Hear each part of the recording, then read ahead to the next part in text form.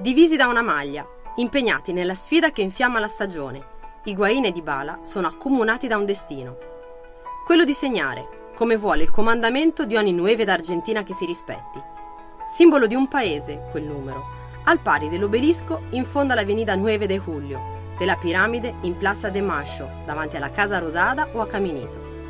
Artista, come il cantante di tango, virtuoso come il bandionista, il 9 d'Argentina. Il paese che non ha inventato il football, ma qualcosa di più, la passione per il football. Sacrificio, impegno, costanza.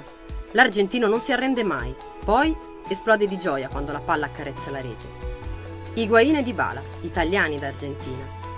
La sfida della temporada, per dirla come gli argentini, ha un grande e interessante passato alle spalle. Noi, tra Buenos Aires e Córdoba, siamo andati a scoprirlo.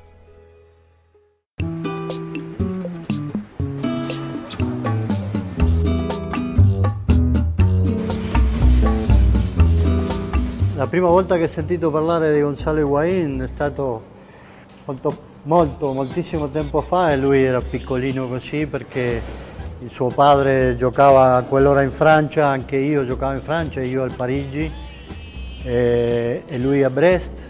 Allora quando è nato Gonzalo l'ho conosciuto molto piccolo, allora ho sentito parlare molto presto di lui. Poi stando qua io a River sapevo che lui era in inferiori, giocava qui con suoi fratelli anche. Venivano a scuola qua e giocavano qua, allora le conosco da tanto tempo. È incredibile, l'altro giorno parlavo con qualche amici qui in Argentina, poi in Uruguay e avevamo giunto insieme a Carlos Tapia, un ex giocatore anche, che eravamo insieme, Higuaín padre, Tapia e io, con Gonzalo in braccia, era piccolino, allora mi è venuto quel ricordo a testa. ¿Te lo puede decir Mario Macars, che fue tecnico della categoria 87 di Palermo? Sì, sono parole testuali di Mario Macars, il nostro allenatore alle giovanili del Club Palermo. Gonzalo diceva alla porta tra un sopracciglio e l'altro. Al punto di pensare e di saper e darsi cuenta del suo desarrollo. Al punto di pensare, sapere e rendersi conto durante il gioco, durante la partita, esattamente dove e quando calciare il pallone. Un jugador che de memoria sabía siempre a dónde iba a poner la pelota.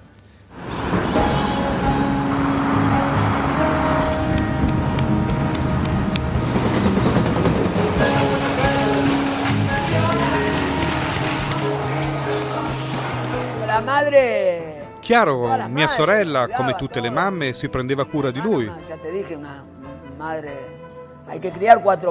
Non è facile allevare 4 ragazzi, magari il padre non c'era tutto il giorno perché era in ritiro.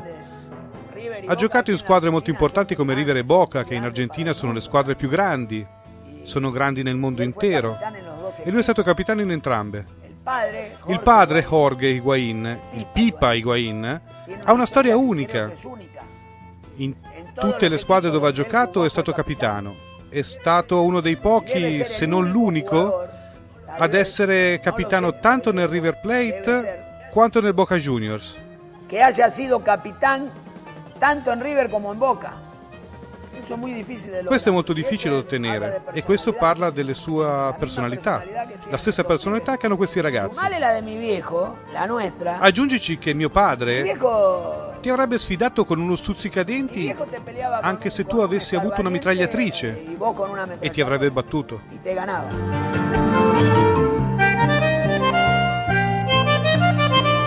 Gonzalo nació en Francia. Gonzalo è nato in Francia e per giocare in questo campionato aveva un problema con i documenti. Non lo potevamo iscrivere perché non aveva i documenti. E allora ci fu una persona della società, un amico di famiglia, che si occupò di svolgere tutte le pratiche e insistere perché Jorge, suo padre, facesse i documenti.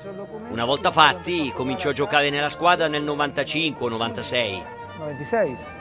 Sì, 95.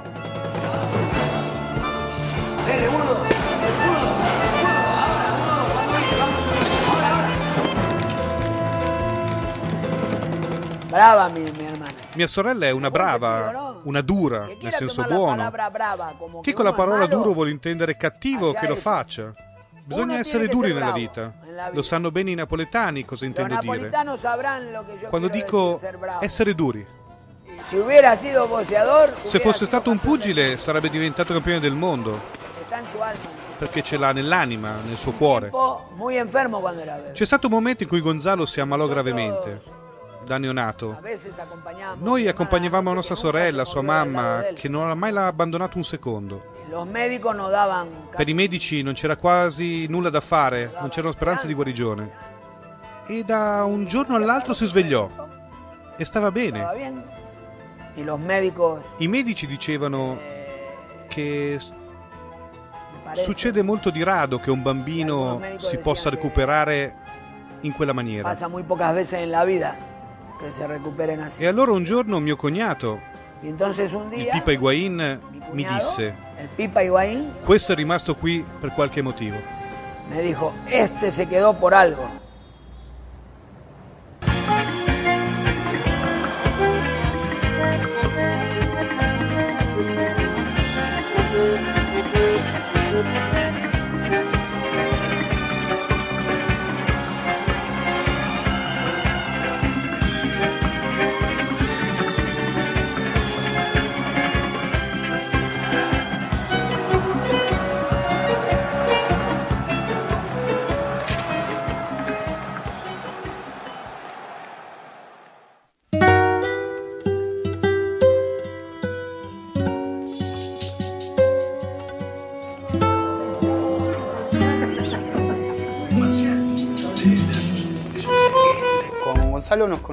Con Gonzalo ci siamo conosciuti quando avevamo 4 anni qui al Club Atletico Palermo.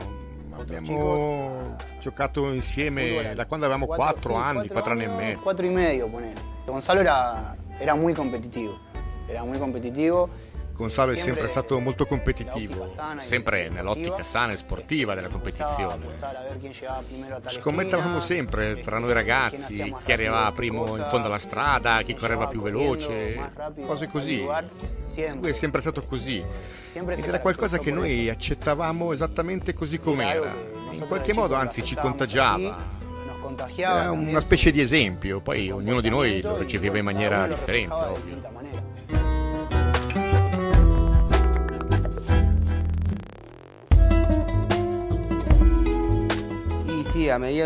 Man mano che crescevamo ci si accorgeva che lui aveva caratteristiche differenti, un'altra maniera di muoversi con il corpo, diverse cose che gli permettevano di fare la differenza in partita.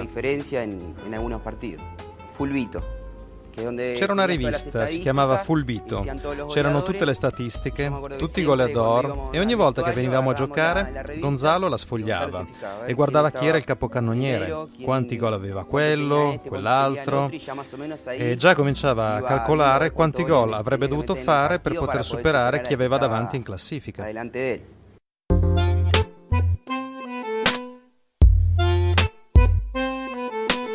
Gonzalito fu un jugador. Gonzalito, nella sua categoria, era un giocatore che non ricordo se sia stato capocannoniere del torneo, ma nel Club Palermo era un giocatore da più di 100 gol all'anno. Qualche stagione sarà anche stato capocannoniere del campionato, ma fondamentalmente nel Club Palermo era un giocatore da più di 100 gol all'anno, sicuro.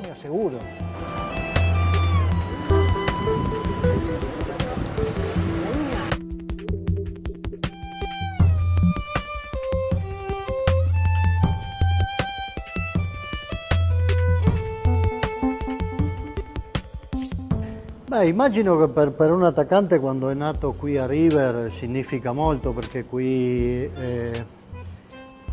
fai vedere è una squadra che da tanto tempo ha un stile di gioco, un stile anche di vivere qui nell'istituzione. Allora io penso che quello è sempre quando uno pensa al River Plate pensa a un gioco magari squisito, un gioco per gli attaccanti in più e poi parlando da Gonzalo sicuramente l'ho imparato molto bene perché è un grande.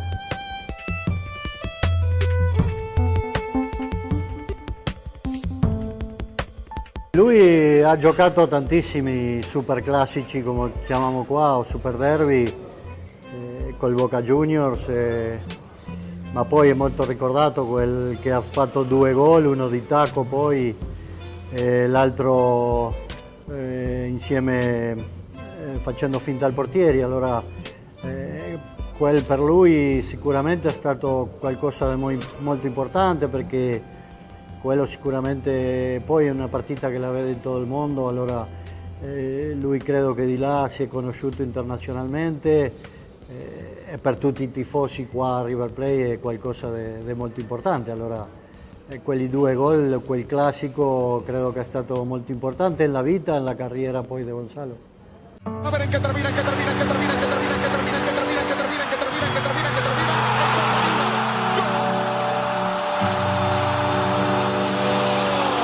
Una definición magistral del Pipita Higuaín. ¿En qué termina?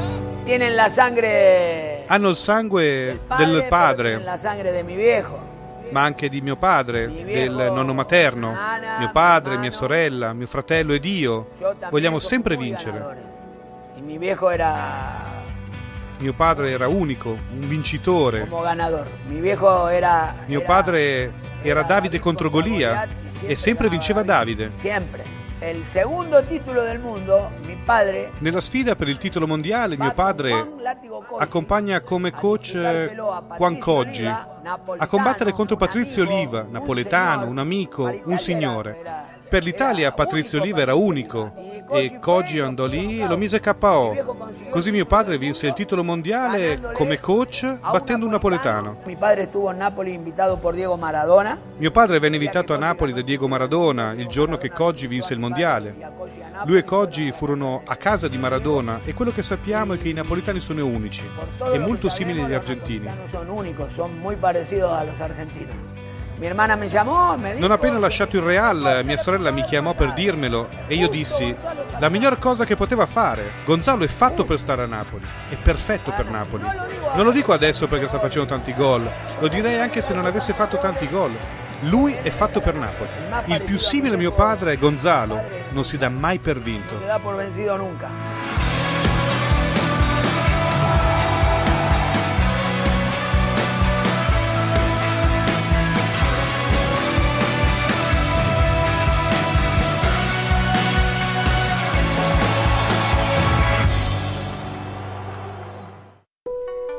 Da Buenos Aires ci spostiamo 700 km direzione nord-ovest, verso Cordoba, la seconda città argentina per numero di abitanti.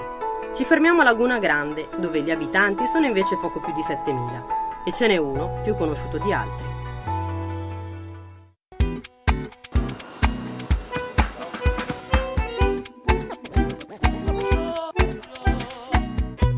Suo idolo? Gli idoli di Paolo? Il suo idolo all'inizio era Ronaldinho. E poi anche Juan Román Riquelme. Hasta la apparizione di Messi. Poi è arrivato Messi. Quando è entrato in scena Messi è diventato il suo idolo. E credo che il sogno sia giocare con Messi e vincere un mondiale con lui. Con Messi.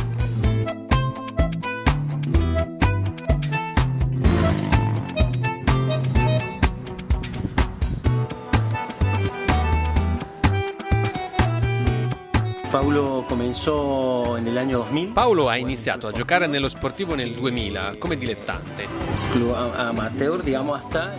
Finché nel 2003 non è stato tesserato dalla Liga Independiente de Fútbol, il nostro campionato, nella categoria settima divisione. Già all'inizio era un bambino speciale.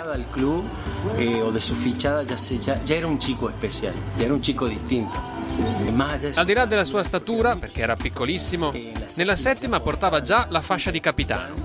E poi il suo fiuto, la sua agilità. Credo un secondo prima della giocata aveva già il presentimento di ciò che stava per accadere.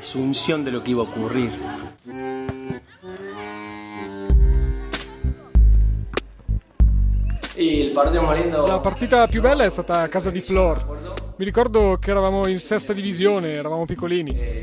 Lui gli ha fatto 4 gol. In qualche modo ci toglieva sempre le castagne dal fuoco, faceva gol su punizione o tirava da metà campo e la metteva nel 7. Ha sempre fatto molti gol. Siempre hace goles, muchos.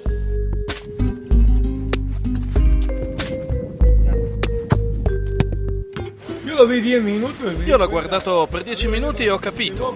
Aveva la maglia del Boca. Gli ho detto: giochi molto bene a calcio. Allora l'abbiamo portato qui dal club sportivo di Laguna Larga. Ha fatto le giovanili con noi, colpiva bene la palla. Era molto abile negli spazi stretti e nel disimpegno tecnico. Poi ha imparato a colpire di testa ed è cresciuto fisicamente. Ma la sua caratteristica più impressionante resta il modo in cui colpisce la palla.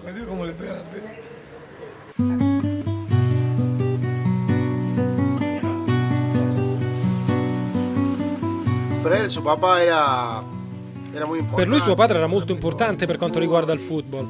È stato quello che ha iniziato a farlo giocare, che lo accompagnava, lo proteggeva ed era anche severo sotto certi aspetti e credo sia stato importante per farlo diventare ciò che è oggi.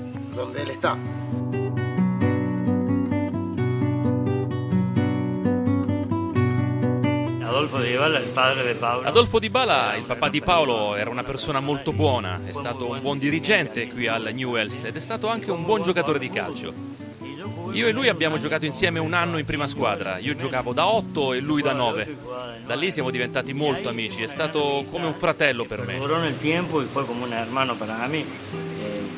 Con la grande allegria che nos hizo padre. Fu un grande piacere quando mi chiese di essere il padrino di suo figlio. Un orgoglio essere il suo padrino per l'immagine che ha, perché tutti quelli che parlano di lui ti dicono che brava persona che è Paolo. Antes che nada ti dice, che gran persona che è Paolo, vedi?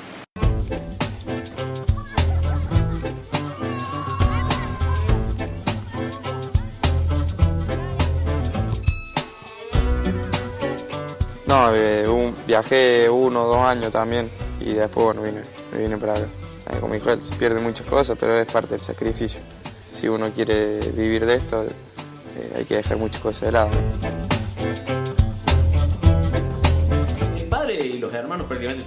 Il papà e il fratello hanno giocato praticamente tutta la vita al Newell's. Quando ho conosciuto Adolfo lo accompagnava tutti i giorni a Cordoba, andata e ritorno. 170 km tutti i giorni per andare a giocare all'istituto. 170 km casi todos los días para llevarlo a Paulo a jugar a instituto. Adolfo se enferma il padre in un momento. A un certo punto il papà Adolfo si ammala, il suo stato di salute peggiorava. L'istituto chiede alla famiglia di Dybala che Paolo torni a giocare al Newell's. Il Newell's in quel momento, il Newell's di Laguna Larga, aveva delle buonissime squadre. O sea che il livello competitivo del Newell's en la liga era de lo mejor. Il livello competitivo nella liga era tra i migliori, una squadra che vinceva spesso. Allora l'istituto dice: tienilo al Newell's, credo che sia rimasto qui a giocare 7 mesi, è diventato campione in quarta e io l'ho visto giocare anche in terza divisione, l'ho visto tutte le domeniche. Era il più piccolo, però si vedeva che Paolo prometteva. Digamos lo che Paolo già prometía.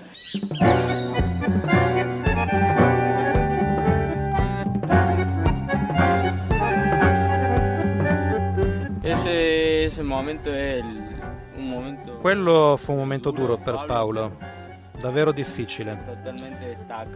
Non ricordo bene il giorno in cui il padre è venuto a mancare, ma so che proprio quel giorno io non sono andato ad allenarmi.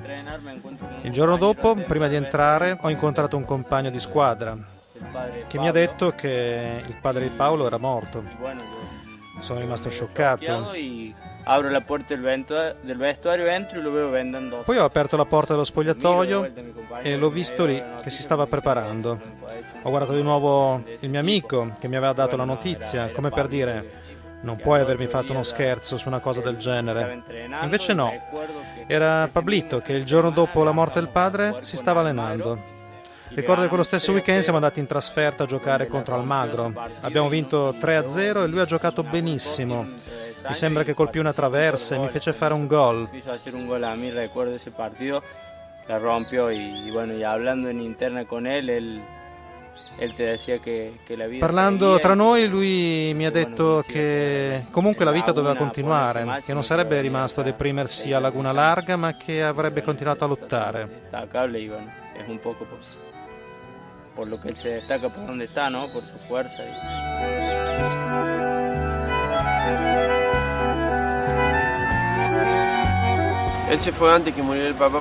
Paolo se n'è andato al Newell's prima che il padre morisse, per approfittare e stare insieme a lui. Quando è tornato era un po' depresso. Ti racconto una storia. Lui era già nella 6ª divisione dell'AFA e io ero assistente alla panchina di Alani, l'allenatore. Siamo andati a giocare contro l'Independiente a Buenos Aires e lui ha giocato proprio male nel primo tempo. Nel secondo l'allenatore lo ha sostituito e lui ha reagito male. È corso negli spogliatoi. Non era un ragazzo che fosse solito comportarsi così, è sempre stato molto tranquillo, educato. Quella sera negli spogliatoi abbiamo saputo che era il primo anniversario della morte del padre. Non aveva dormito, era molto nervoso, non aveva voglia di giocare. Aveva sognato suo padre ma non ci aveva detto niente. Fea però linda, digamos, para saber cómo estaba él.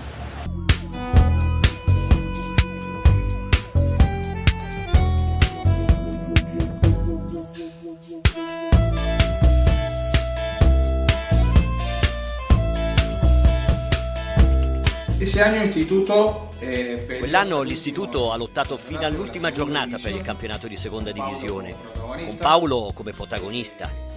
Fece 17 gol, è stato il capocannoniere della squadra. Nell'ultima giornata l'istituto perse contro il Ferrocarril Oeste e gli sfuggì la promozione diretta. Quella squadra però al